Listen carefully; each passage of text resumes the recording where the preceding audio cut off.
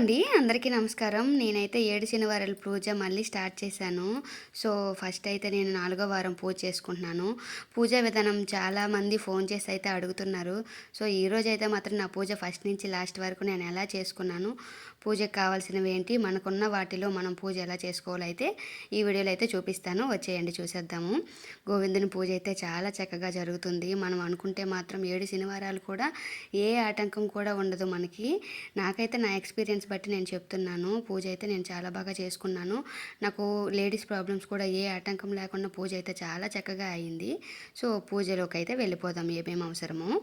Skip చేయకుండా చూడండి.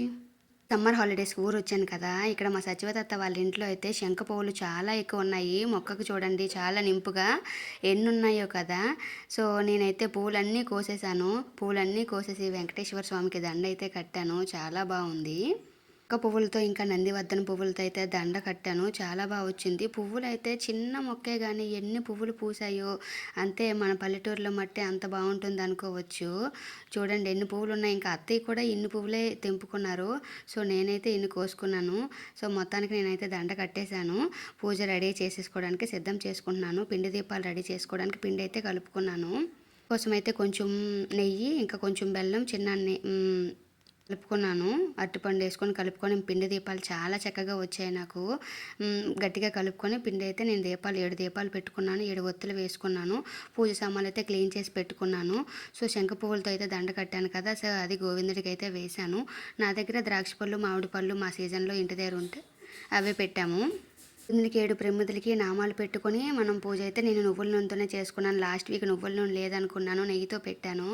Third వారం అయితే మా అత్తయ్య అయితే నువ్వులు ఆడించారు మాకు పండిన పంటతో మాత్రం. సో, నువ్వుల నూనె అయితే నేను ఇంట్లో ఉన్న వాటితో పెట్టాను. సో, మొత్తానికైతే పూజకి అన్నీ సిద్ధం చేసుకున్నాను. పువ్వుల దండలు కట్టుకొని ద్రాక్ష పళ్ళు, ఇంకా వచ్చేసి మామిడి పళ్ళు మా ఇంట్లో ఉంటే పెట్టాను. పూజకైతే గోవిందుడికి దండ అయితే కట్టేసుకున్నాను. ఇంకా పీఠం పెట్టుకున్నాను. పీఠం పెట్టుకొని పద్మ ముగ్గు వేసుకొని పసుపు కుంకుమ బియ్యం వేసి అక్షింతలు వేసుకున్నాను. బ్లౌజ్ పీస్ పెట్టుకున్న తర్వాత గోవిందుడి ఫోటో అయితే పెట్టుకున్నాను. దీన్ని బొట్టులు నామాలతో అలంకరించి దండలు మన దగ్గర ఉన్న పువ్వుల దండలు అయితే అలంకరించాను. సో, తర్వాత వచ్చేసి నేను తమలపాకులు కూడా మాకు ఊర్లో దొరికినవి ఒక పెద్ద చెట్టు ఉంది. సో, అక్కడి నుంచి తోరణాల చెట్టు మా అత్త తెచ్చారు. చాలా పెద్ద తమలపాకులు, చాలా బాగున్నాయి కూడా. సో, తమలపాకుల పైన కొంచెం పసుపు కుంకుమ అక్షింతాలు వేసుకొని దానిపైన నేను పిండి దీపాలు అయితే పెట్టుకున్నాను. చూడండి పిండి దీపాలు ఎలా అలంకరించుకున్నాను. అలా తర్వాత అందులో ఆయిల్ వేసుకున్నాను. నువ్వుల నూనె వేసుకొని ఒక్కొక్క ప్రమిదకి 7 ఒత్తులు అయితే పెట్టుకున్నాను. అలా 7 ప్రమిదలకి కూడా 7 ఒత్తులు అయితే వేసుకున్నాను. 4గో వారం అండి. ఈ వారం నేను చేయలేనేమో అనుకున్నాను. ఫస్ట్ వారం అయితే హైదరాబాద్లో చేశాను. తర్వాత వారం మా అమ్మ వాళ్ళ ఇంట్లో చేశాను. తర్వాత 2 వారాలు అయితే మా ఊర్లో చేశాను. సో, కుదరదేమో అనుకున్నాను కానీ దేవుడు చక్కగా కుదిరించేశారు. సో, తర్వాత నేను సండే డేట్ అయ్యాను కానీ శనివారం అయితే పూజ చాలా చక్కగా చేసుకున్నాను. వెంకటేశ్వర స్వామికి చూడండి యాలకుల దండ ఎంత బాగుందో కదా! చాలా కన్నుల నింపుగా ఉంది. నువ్వులుండలు అయితే చేసుకున్నాను. 7 నువ్వులుండలు అయితే పెట్టుకున్నాను. వెంకటేశ్వర స్వామికి శనిదేవుడికి ఇష్టం కదా నువ్వులుండలు.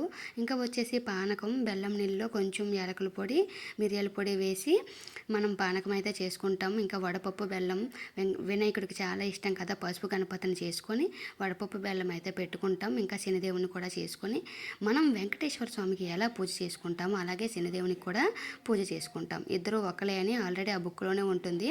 మనం పూజ కోసం 7 శనివారాల బుక్ అయితే తీసుకుంటాం. నేనైతే పీడిఎఫ్లో కూడా చదువుకుంటాను ఒక్కోసారి.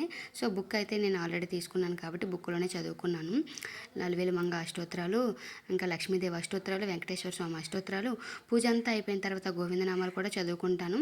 సాయంత్రం మళ్ళీ దీపం పెట్టుకునేటప్పుడు కూడా గోవిందనామాలు అయితే చదువుకుంటాను. ఇంట్లో అయితే మా అత్తయ్య నేను ఇలా పూజ చేసుకున్నాము. పిల్లలు కూడా పూజ అంతటికీ ఉన్నారు. ఎండ కదా సమ్మర్లో. సో, ఎండ ఫుల్ చెమటలు వస్తున్నాయి కానీ పూజ అయ్యే వరకు పిల్లలు వెయిట్ చేశారు. అమ్మ ఎప్పుడు అవుతుందని కూడా అడిగారు. సో, పూజ అంతా చాలా చక్కగా చదువుకున్నానండి. ఊర్లో ఫ్రీగా దొరికేవి పువ్వులు, ఇంకా చాలా చక్కగా మన కష్టపడి మన చెట్టుకున్న పువ్వులతో తెంపుకొని పూల దండలు కట్టుకుంటే చాలా బాగుంటుంది కదా! చూడండి మా వెంకటేశ్వర స్వామి ఎంత అందంగా ఉన్నారో అనిపించింది. సో, నేనైతే అయోధ్య నుంచి మా వదిన నా కోసం బాల రాముడిని తెచ్చింది. సారీ వినాయకుడు అన్నాను కదా!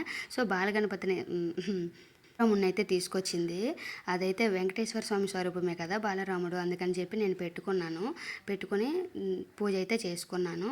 చూడండి చాలా నీట్‌గా మంచిగా ఉంది కదా! పిండి ప్రమిదలు కూడా చాలా ఈజీగా చాలా బాగా పగలకున్నా కూడా బావుంటాయి. వస్తాయి. బట్టే మన ప్రసాదాలైతే పెట్టుకుంటే మంచిది. నా పూజ అయితే మాత్రం నేను ఉన్న వాటితోనే నేనైతే పూజ ఇలా చేసుకుంటాను. మన ఇంట్లో ఉన్న వాటితో.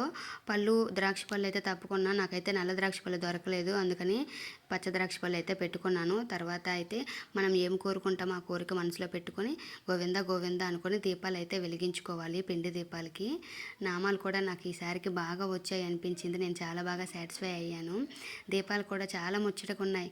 నేనైతే 7 దీపాలు వెంకటేశ్వర స్వామికి పెడతాను. ఒక పిండి దీపం ఏమో తులసమ్మకి పెడతాను.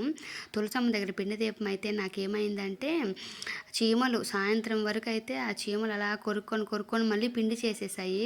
నేనైతే అది వీడియో తీద్దాం అనుకున్నాను, మిస్ అయ్యాను. చాలా బాగా అనిపించింది చీమలు తింటుంటే ఆ పిండి దీపాన్ని. లాస్ట్లో ప్రసాదం లాగా వెంకటేశ్వర స్వామి ప్రసాదం అని చెప్పి పూజ అంతా అయిపోయినాక దీపాలు కొండెక్కిపోయినాక సాయంత్రం మనం ఒక దీపం తింటాం కదా ప్రసాదంలాగా. ఒక పిండి దీపాన్ని ప్రసాదంలా తీసుకోవాలి. సో ప్రసాదం అయితే తప్పకుండా తినాలి. అయితే మంచిగా అయిపోయిందండి. మండపం అయితే తర్వాత సాయంత్రం వరకు ఉంచేసి సాయంత్రం దీపం పెట్టుకొని కొండెక్కిపోయిన తర్వాత వీలైన వాళ్ళు శనివారం అయితే తీస్తారు. నేనైతే ఆదివారం మళ్ళీ స్నానం చేసుకొని అయితే తీస్తాను. కలశం పెట్టుకుంటే సాయంత్రం ఆదివారమే తీస్తాను నేనైతే. సమ్మర్ కదా ఉపవాసం ఉండడం ఇబ్బంది అయితే మాత్రం ఉండొద్దు. సో ఆయిల్ ఫుడ్ అయితే నేను శనివారం తినను. అయితే దేవుడికి పెట్టిన పళ్ళు ఇంకా ఇంట్లో ఉన్న పళ్ళుతో తినేస్తాను. ఇంకా శనివారం రోజు ఫుడ్ అయితే తినను. ఉపవాసమే ఉంటాను. యాక్చువల్గా శుక్రవారం శనివారం ఉపవాసం వల్ల నాకు కొంచెం బాడీ ఇబ్బంది అవుతుంది. సో అందుకు మా వారైతే తిడుతున్నారు. కొంచెం పెరుగన్నమైనా తిని ఆయిల్ కాదు కదా అని చెప్పి అంటున్నారు. సో అందుకు తినేమన్నారు. సమ్మర్ కదా హెల్త్ బాగుండాలని చెప్పి. సో మొత్తానికి పూజ అయితే చక్కగా చేసుకున్నానండి.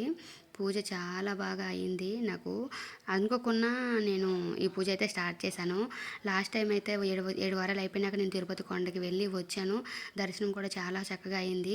మళ్ళీ ఈ గోవిందుడు నన్ను ఎలా పిలుస్తారో చూడాలి. సో మొత్తానికైతే పూజ అంతా పూర్తి చేసుకొని హారతి ఇచ్చేసాను.